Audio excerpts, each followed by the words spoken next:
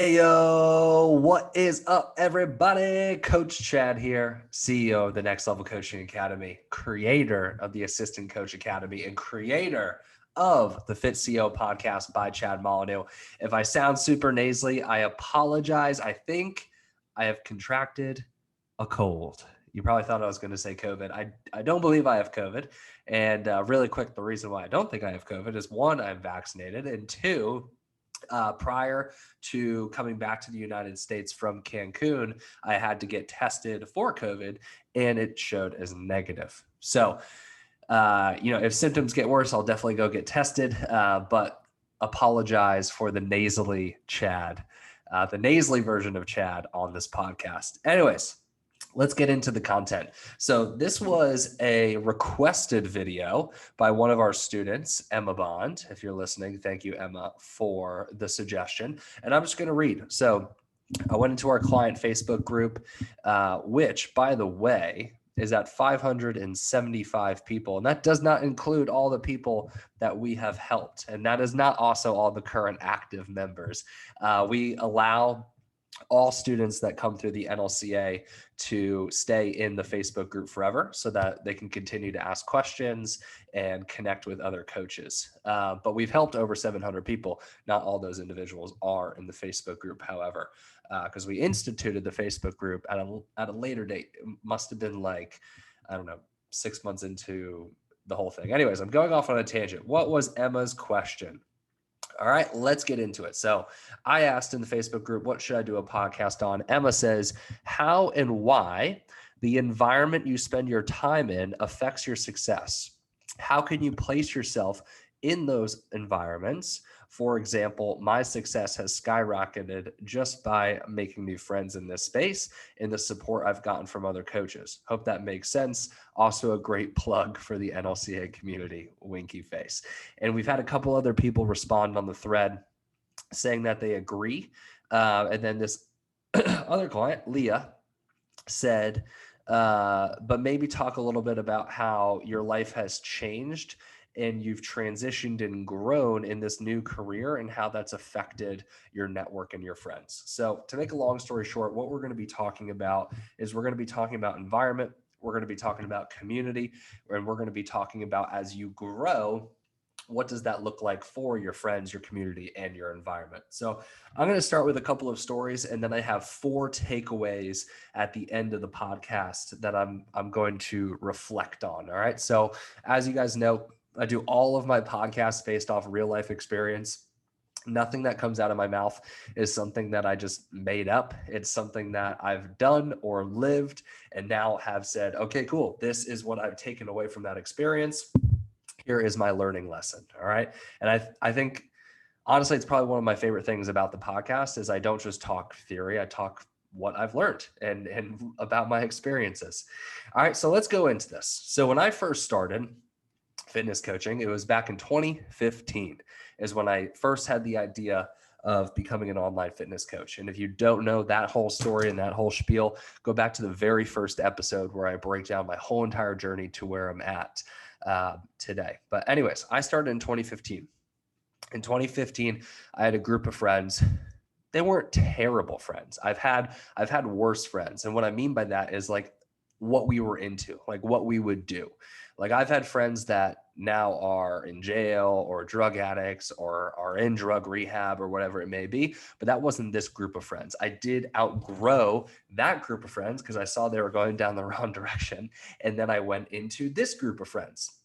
And this group of friends, they were fine. They were normal. They weren't into drugs. They weren't into, yeah, we would party occasionally, but they weren't bad. They weren't going to jail. They certainly weren't going to drug rehab, but we were just like your normal teenage boys. We would, yes, we would like to go out.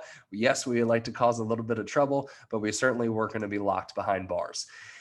This friend group also, very average, meaning they were going to, their futures were to live average lives. And there's nothing wrong with that, but they were going to live the prototypical, I work a 9 to 5, I have a family, I have the white picket fence, and I live a nice life.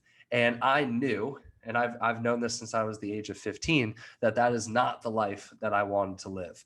At a very young age, I started watching a ton of motivational stuff. I started getting very inspired by people that were doing big things. And at the age of 15, I said, this is going to be me. And this is going to be the life that I live. And I'm going to do something great with my life. So obviously there was a disconnect there between what I wanted and what my friends were going to become.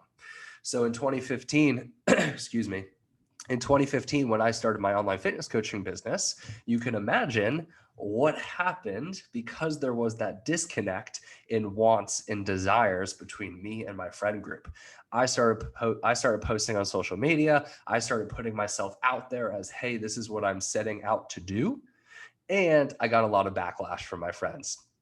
And very quickly, those friends became haters, commenting on my stuff, making fun of me, bullying me, basically about bullying me to stop doing what I was doing. And I'm very grateful for Caitlin. Caitlin, credit to her, is actually better at identifying who's good for me and who's not good for me than I'm good at. Like I inherently am somebody who likes everybody and thinks everybody's good. And Caitlin can see the good and bad in people more so than me. So when this started happening, she was the one who actually suggested, hey, maybe you should pull back from this friend group. And the way I did it, maybe it wasn't the right way. Maybe it wasn't the right way. Maybe it wasn't the wrong way, but I literally just stopped talking to them. Like they would text me, and that was very hard to do. Like these were my best friends. Like I would hang out with them literally every single day, all day long. Everything we would do together. And they would start texting me and, asking to hang out. And I just was like dodging them, and I just dodged them. I'd say, oh, I'm busy with this, I'm busy with that. And I wouldn't really pay attention to them reaching out and asking to hang out. And eventually they caught on and they stopped asking me to hang out, but they continue to pepper me. They continued to pepper me with, negative comments. I would even go on their Instagram stories. It actually drives me, and I'll get into all that later on, but I would go on their Instagram stories and they would have screenshots of my posts on their stories with comments like making fun of me. They would even reenact my posts. Like they would even reenact me, and like they would act as if they were me. Like they would make videos pretending to be quote unquote Coach Chad. And I would watch these. They would post them on Snapchat. They would post them on Instagram. And did it hurt my feelings? Sure, I'm human. I have emotions, but more so than anything, it pissed me off to shove it down their throats. It pissed me off to prove them fucking wrong. It pissed me off to put a chip on my shoulder and say, all right, yeah, watch me. And this is pretty awesome, honestly. But literally a couple of months ago, I got a text from one of the kids that was in that friend group saying that they were in Austin. So obviously they knew that I lived in Austin, and obviously if they knew that I lived in Austin, they've seen my Instagram, they've seen the success, they've seen what I've built, and they asked to hang out. And I didn't respond. I just didn't respond. I had no interest in hanging out with them. My friends of, 5 years ago. You're going to randomly text me now. You're going to randomly text me now and ask to hang out. Yeah, you want to hang out now because you've seen what I've been able to accomplish over the past 5 years while you're pretending to be me on Instagram. Like, and I know I'm going off on a tangent here, and I hope this story is helping you realize that all these individuals that try to bring you down are literally not going to do shit. They're not going to do shit with their life, and they know they're not going to do shit with their life. So they would rather project the fact that they know that they're not going to do shit in their life on you to try to bring you down. And the best revenge is success. The best revenge is to shove it down their throat and say, look at me now. And I couldn't tell you how awesome it felt when I looked down at my phone and I saw a text from that individual, from that friend group, saying that he was in Austin and that he would love to hang out with me. Well, sorry, buddy, I've moved on.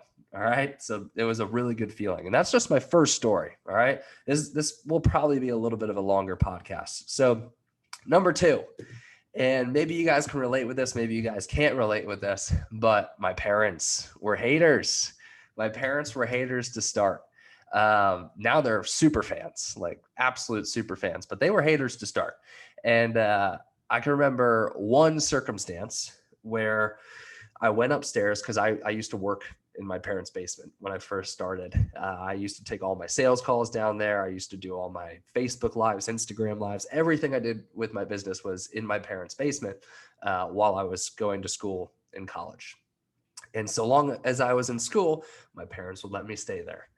So, anyways, I remember walking upstairs into the living room and I was on like a 10 streak, no closes. So I had like 10 sales calls in a row and they were all just no's. And I was not having much success at this point. I wasn't, I certainly wasn't the successful version of myself at this point. So I walked upstairs and they asked if, I closed on the client and I said no. And this is like the 10th or 12th time in a row that the answer was no. And they just started saying like, well, you should lower your prices. You're charging too much. It's ridiculous how much you're charging and expecting people to pay that much. And like, they just started like hopping down my throat. And, my parents would always make little comments like, you should definitely still get your degree. You have to get your degree. It has to, this business might just be a dream. It might just be this thing that you're hoping happens, but never happens. And they weren't really in full support. To be honest, they didn't believe in me. They didn't believe that I could actually do that. And it's much like my previous friend group, right? They didn't believe that Chad could actually build a successful business. So what do? They start making negative comments. They start telling you why what you're doing is wrong. Well, guess what? Same with my parents. They didn't believe in me. So what do? They try to talk you out of it because they want you to be safe, right? They don't want you to go down that path where, you could get harmed or, you could do something that's going to affect your life negatively. But the way that I viewed that, and I'm an Enneagram 8, which means that I'm the challenger. So obviously I pushed back with my parents. But the way that I viewed that is they doubted me. And when I took that and viewed it as fuel, oof, man, did it drive me to no end. Probably my parents more than my friends. I was more driven to prove my parents wrong than I was driven to prove my friends wrong. And now my mom works for me in some capacity. She helps out with some of the business stuff and gets paid by the company. And my dad is a very full supporter because every time I talk to an uncle or an aunt or a friend, they always mention that my dad brings me up. And I'm gonna get a little teary-eyed or emotional about that because, to be honest, it's what I've always wanted. I've always wanted my parents to support me, but the fact that they didn't support me drove me to get to the point where they would have no other choice but to believe that I could actually do this. So the way that I've taken both of the negative experiences in my life with friend groups and parents doubting me along this journey, more specifically at the start, is I will show them that I absolutely can do this. And I had probably an irrational belief. Like I had no reason to believe that I could build a successful fitness business and then go on to teach people. Not that wasn't even a thought back then, but then go on to teach people to build a successful fitness business. Like I had no reason to believe that I could do that, but I had a really irrational belief that I could. And I think that is what's required. I think you need to have some sense of an irrational belief in order to get through that stage of your journey. Because to be honest, now, if I'm being honest, guys, now I want people to doubt me. Like I miss that. Like I'm like, could please somebody doubt me? Can please somebody tell me that I can't do what I want to do? So if I could go back, that stage in your journey is extremely pivotal and also something you should be extremely grateful for. Because for me, it was fuel. For me, it was fuel to the fire that I could prove these people wrong. And it's all perspective, right? You can look at it as nobody believes in me. Oh man, oh shucks, I suck. I'm not going to do this. Or you can look at this as nobody believes in me. Thank you for the gift. Now I'm going to use this as fuel and energy to prove you wrong. Because like I said, nowadays, I don't have too many people down. I don't have too many people saying you can't do that. I don't have too many people that are, non-supporters, which, if I'm being honest, sucks. I want some of that. Somebody doubt me, please, because there is no fuel greater than that. in my opinion, at least from my experience. There is no fuel greater than somebody doubting you, especially when it's your own parents, because you want nothing more than your parents to, one, to make your parents proud, but two, to make your parents believe in you. And there was that fire felt so freaking good to prove them wrong or get them to a point where I'm going to show you that I could do this. And now, what have I done for my parents? I've paid things for them. Very soon, I want to pay for a vacation for them. And now that I have this luxury where I can help them out financially, it feels really freaking awesome to have them as believers. All right, so those are the two negative stories that I have. Now I'm going to talk about positives. So once again, I know we just went on this long tangent. What are we talking about here? What we're talking about is how to push through that negativity in the first stages of your journey, but then also how to surround yourself with the right people so that you can continue to grow, right? And I was not also a big believer in other people.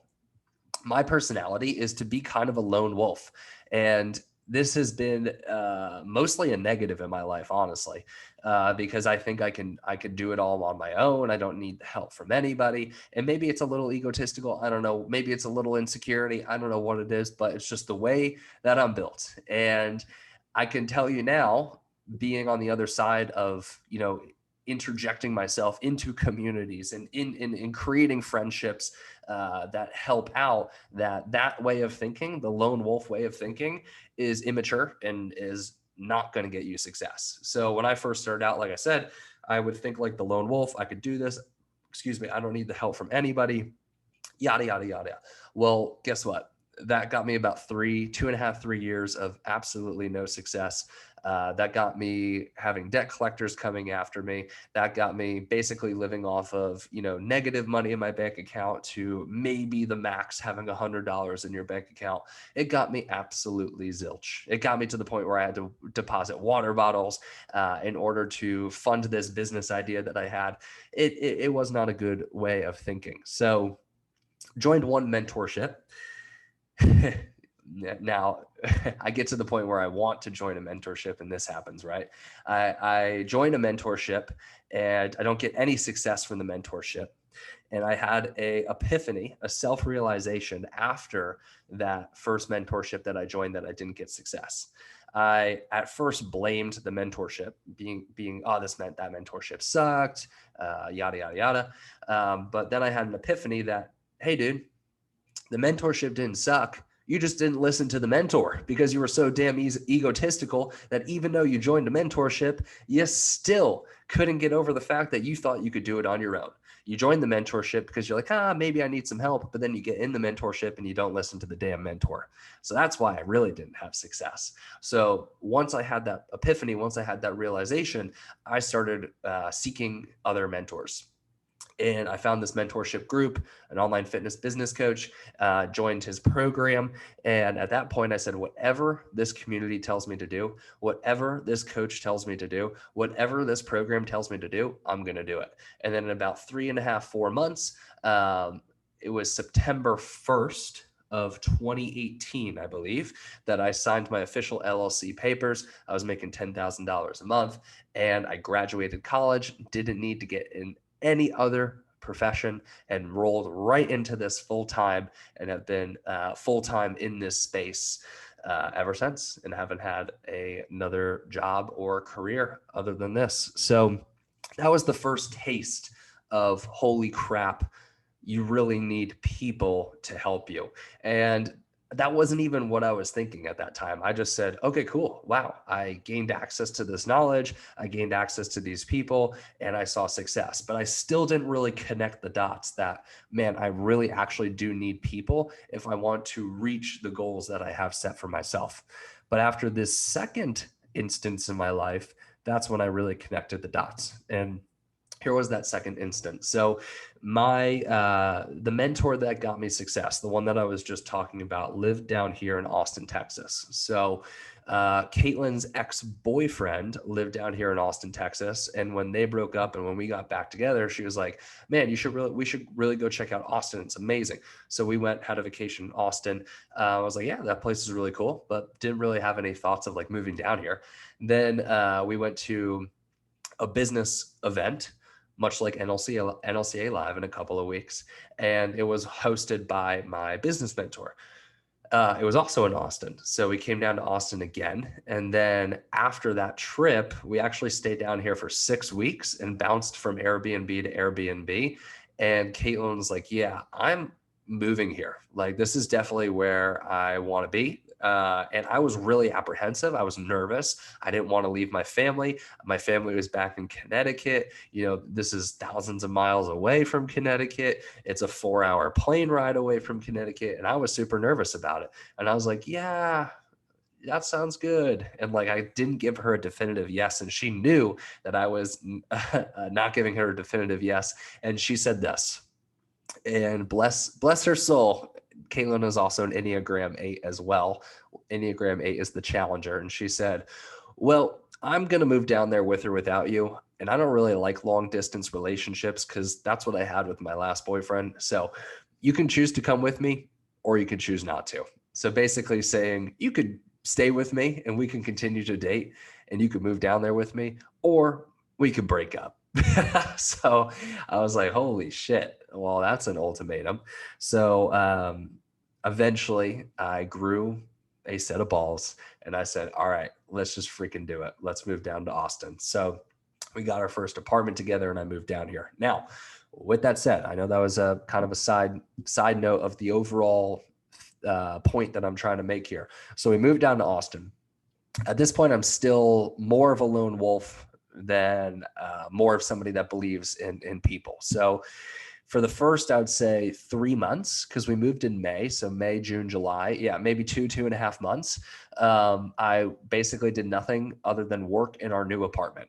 Caitlin wanted to make new friends. So she started going to the gym with these people named Sean and Dayla and Megan. And I was like, yeah, maybe I'll meet them one day. Shit you not. It took me 2.5 months just to meet these new people that Caitlin kept hanging out with and going to the gym with.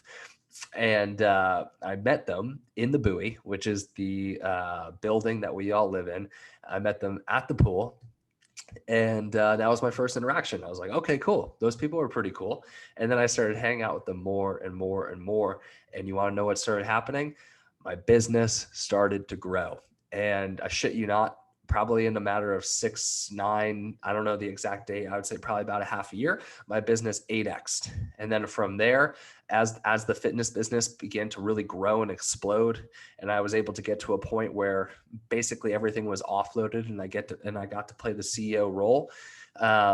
Me and Dayla became really close friends and we started talking about business coaching. Or actually, I started business coaching 1-to-1 first, and she started business coaching 1-to-1 first. And we're like, hey, we're both doing this thing, and we're both business coaching. We're both getting great success. Oh no, I'm about to sneeze. Oh no, it's right there.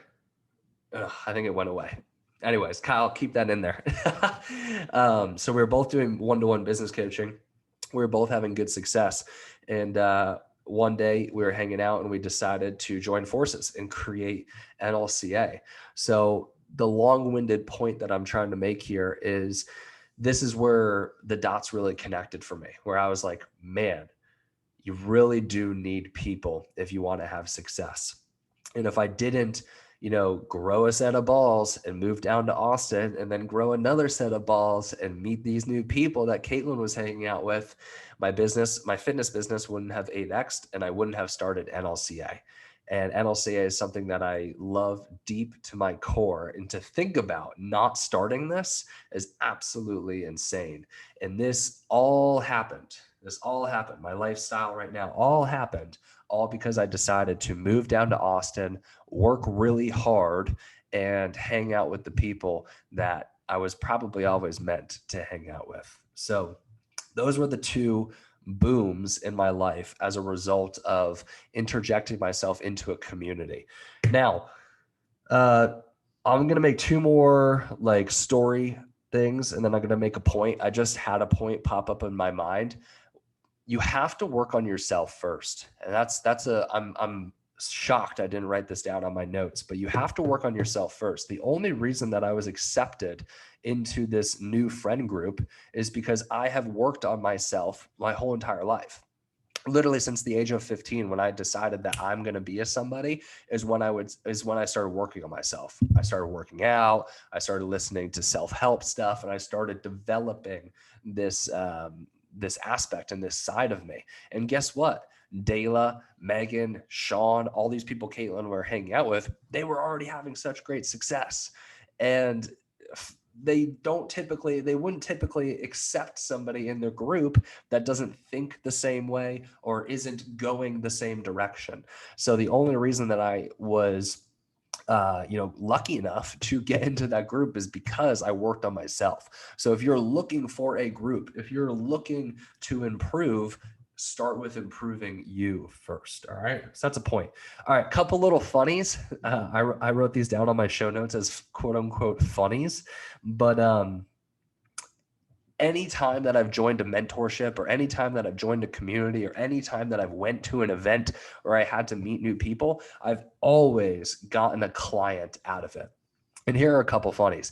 So the very first mentorship that I did, the one that did not get me any success, there were people in that mentorship that are now NLCA clients. How crazy is that? And probably the reason they became NLCA clients now is because they knew me from the first mentorship, right? So knowing people could help you in the long run. Another one, well, actually, I already said the second one. Every event I go to now, every vacation I go to now, every time I go somewhere where I meet new people, an opportunity always comes from it. So little nugget there. Entering yourself into new communities and meeting new people, there's always an opportunity that comes from it. All right, here goes my takeaways. So 4 takeaways from all the experiences that I just talked about. Number 1, you are the only person who knows what they want, what they feel, and what they need. And that goes back to the negativity, meaning, there's going to be negative people in your life that don't believe in what you're doing. But if you can come back to this notion that only you are the person that knows what you want, what you're feeling inside, and what you need in order to achieve it, then the only person, and this is my point number 2, the only person that you need to listen to is you. All right. So point number 1, you're the only person that knows what they want, what they feel, and what they need. So if that's true, which it is, then you need to listen to you. Okay. So that's something I did unknowingly. Like nobody told me to listen to me, but it's something I did unknowingly. I said, all right, well, I'm just going to listen to me and I know I want to do this and I'm going to use everything that you're saying to me as fuel. So good luck is basically what my thought process was. All right. Number 3, everything I'm talking about is not woo-woo. This is fact. It is fact that the people you surround yourself with, the people you hang out with, is going to be basically the life that you live, right? So if I stuck with that original friend group that I talked about, maybe I could have been the highest earner in the friend group, but what's the highest earner in the friend group? Slightly above average. And that's not something that I wanted to settle for myself, right? Or maybe I wouldn't have been the highest earner in the friend group. Maybe I would have been the lowest, right? Who knows? Maybe I wouldn't have been as ambitious if I continued to stay in that friend group, right? But you will only be the people that you hang out with. And there is a ceiling to that. So like you could be the best person with the people that you hang out with, but there's going to be a ceiling. You're not going to exceed that, right? So let's say your goal is to make $1 million, but you're hanging out with people that are making $70,000 to $80,000. Maybe the ceiling for that friend group is somebody's going to make $100,000, but the likelihood of you making that $1 million when you're hanging out with $70,000, $80,000 a year earners is very unlikely. And there's nothing wrong with people who make that kind of money. It's just, it doesn't align with your goals. If your goals is $1 million, then, you shouldn't be surrounding yourself with individuals where your cap is going to be 100,000 and not 1,000,000. Okay. So this isn't woo woo. This isn't some spiritual thing that's out of your control. This is actual fact. Like, the people you surround yourself with is likely what you're going to act like. Like, if I stuck with the friend group that was doing drugs and was partying, I probably would be a drug addict. I probably would be in jail. I probably would have some serious problems, but I purposely chose to not hang out with them for that exact reason. So there's no woo woo here. This is actual fact. All right. And number 4, this is a really great way to view friends. And this is obviously not mine. This has been said before, but this will be a really good reminder for you. You should have friends that are above you. You should have friends that are at the same stage as you, and you should have friends that are below you. Why? You should have friends that are above you so you can ask them questions on what to do next, because they've already been through what you are trying to go through. Therefore, they can guide you through it. You should have friends who are at the same level as you so that you could relate with them. Hey, are you going through this too? And you guys can have little vent sessions, and you guys can chit chat, and you guys can brainstorm, and you guys can work through problems together because you're both at the same stage and you're both experiencing the same things. Then you should have friends that are below you, but are seeking to get where you're at. Why? So that you can mentor them, right? Because when you mentor somebody, 1, you're helping somebody, but 2, you're reinstating all the things that you've already learned, right? Anytime you can coach somebody, anytime you can tell somebody what to do, you're further cementing you knowing that in your own mind. So a really good rule of thumb for your friend groups is have people above you. And it doesn't mean you have to be best friends with the people above you. If you join the Next Level Coaching Academy, you now just entered a space, an environment where there's people that are going to be above you, whether it's students, whether it's the coaches, whether it's the CEOs, myself and Dela. It doesn't mean you have to be best friends and go and get drinks with them, but you're in their atmosphere, right? And usually with the people that are above you, you're likely not really good friends with them. You're likely paying them money to learn from them. And that might not be what you want to hear, but it is the truth. The people, because everybody wants to surround themselves with where they're already at, right? So until you get to the point where you're at the person who's theoretically above you, you likely probably won't be their actual friend. So what that means is that you'll have to probably join their programs. Okay. Where was I with that? Totally lost my train of thought. Kyle, do not cut this out, but I think, wow, I really lost my train of thought. I think I was talking about, yeah, I totally lost it. And this might just be a comical way to end the podcast. But like I said, I'm doing this with a bit of a cold. I'm a little bit sick. I apologize for losing it. I think what I meant to say was that you need to have people above you. You need to have people where you're at, and you need to have people below you.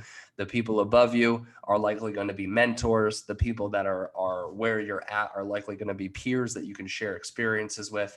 And then the people below you are going to be people that you mentor and pull up so that you could further cement things that you've already learned, but also help people that want to be where you're at. All right. So wrapping up the podcast here. Those are all of my anecdotal stories on experiences that I've had. Big things that have helped me are looking at this negativity as fuel, so that later on down the line, if it's your parents, you can make them believers, but if it's your friends, you can shove it down their throat, because honestly, there's no better feeling than successful revenge. Success is the best revenge. Point number 2 that I made that I want to reinstate is, if you're looking to get involved with the community, if you're looking to improve your friends, it has to start with you. It has to start with you. You have to work on yourself, because I wouldn't have been accepted into the friend group that I have now if I was not working on myself. If I was somebody that didn't have a good mindset, if I was somebody that wasn't working on my health, wasn't working on my business, I would not have, quote unquote, attracted that vibe or been accepted into that vibe, because I don't meet the protocols of that vibe, right? So work on your damn self. All right. And then the last takeaways that I had are, you are the only person that knows what you want, what you're feeling, and what needs to get done in order to get there. So only listen to you at the start. All right, y'all. Hopefully this was helpful. I know it was a lot of rambling. I know it was a lot of stories, but would really appreciate, maybe a little DM or a reshare if you guys found this helpful. And I'll talk to you guys soon. Peace out.